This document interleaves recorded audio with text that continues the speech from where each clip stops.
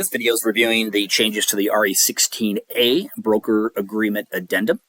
This form should be familiar to everybody. This is a document that is used to amend any representation agreement. So a lot of times folks maybe get a little confused because it's an RE16A and you think, oh, it's an A, it's amending the RE16. That is not the case. It can amend any of these agreements down here. You can see that all four type of agreements are identified. And so this addendum can be used in any fashion to address any of those types of agreements.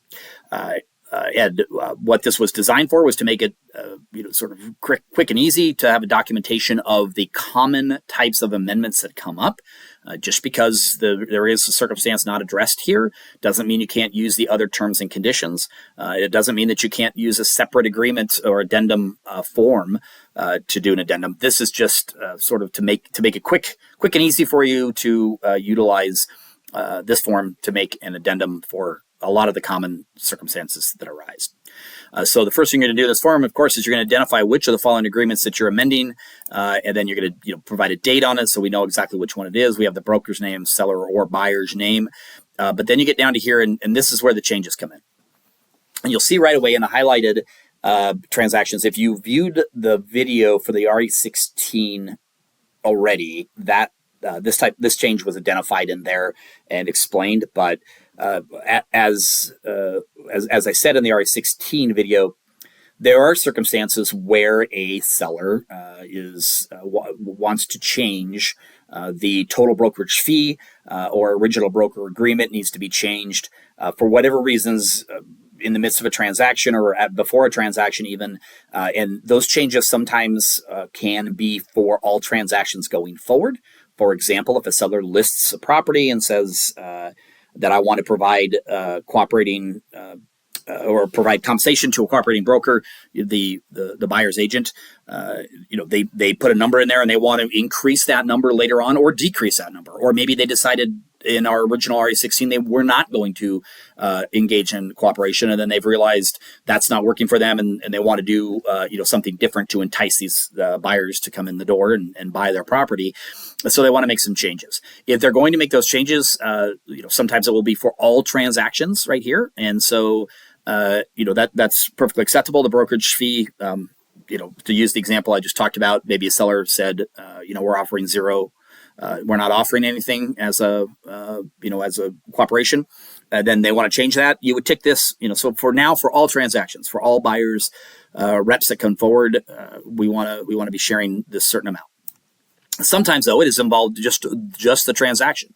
To use the reference I talked about in the RE16 video, perhaps an offer comes in that's very strong, but a buyer makes that contingent on fully compensating their agent. If they've got a contract to pay their agent a certain amount of money, so they're going to put that in the the RE21, for example. They're going to say, this is what I need to compensate my agent because I have a contract with them. And so the seller says, well, that's more than I was willing to offer, but you know what, this is this great offer. This is really strong, and it's going to quick close, and it's going to put the money in my pocket I want, or for whatever reason they want to change that. You can use this right here and tick a box. If you watch the RE16 video, there's actually boilerplate language in there that says a specific purchase sale agreement will change the RE16, but this is in addition to that. So, for circumstances that come up, and if you want to really belt and suspenders things, you can do this for a specific transaction, or you want to make it crystal clear that is for the transaction involving, 123 Main Street, or it's involving this, buyer John Doe, or buyer John Doe's offer submitted on October 1st. You can identify that here in the blank. So that's what the change is there for. It's for both sections in here, you can see, and it was just, again, providing some flexibility in how you can use this form. These lines weren't there, and so it basically just, it defaulted to for all transactions. And as we learned, sometimes it's just happening for individual transactions. And so the committee wanted to address that and make sure that it was a little bit easier for everybody to use this form.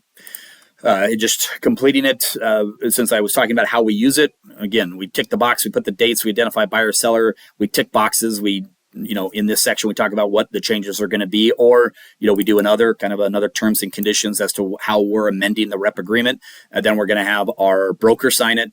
You're going to have your client sign it, whether that be the buyer or the seller. And that's the end of the video for the RE16A.